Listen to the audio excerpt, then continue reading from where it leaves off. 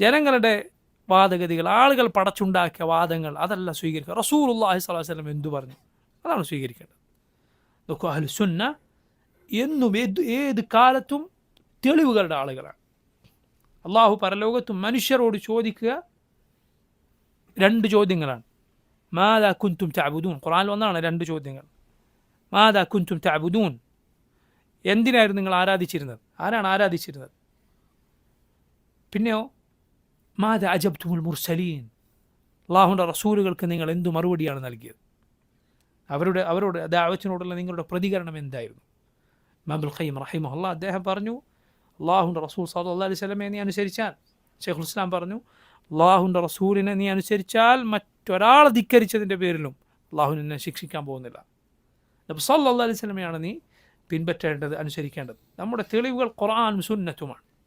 നമ്മുടെ തെളിവുകൾ ഖുർആനും സുന്നത്തുമാണ്. ഖുർആനും സുന്നത്തുമാണ്. മനസ്സിലായില്ല? അത് നമ്മൾ ഈ ഉമ്മത്തിലെ സലഫുകൾ അവരെങ്ങനെ ഉൾക്കൊണ്ടുവോ അതനുസരിച്ച് ഉൾക്കൊള്ളുക. മനസ്സിലായില്ലേ? നമ്മുടെ സ്വഭാവമാണ്, നമ്മുടെ രീതിയാണ്. തെളിവ് എവിടെ എന്ന് ചോദിക്കാതെ ഖുർആനും സുന്നത്തും അതിൻ്റെ പിൻബലം എവിടെ? ഏത് വിശ്വാസത്തിനും ഏത് കാര്യത്തിനും ഖുർആനിൻ്റെ സുന്നത്തിൻ്റെ പിൻബലം ഉണ്ടായിരിക്കണം.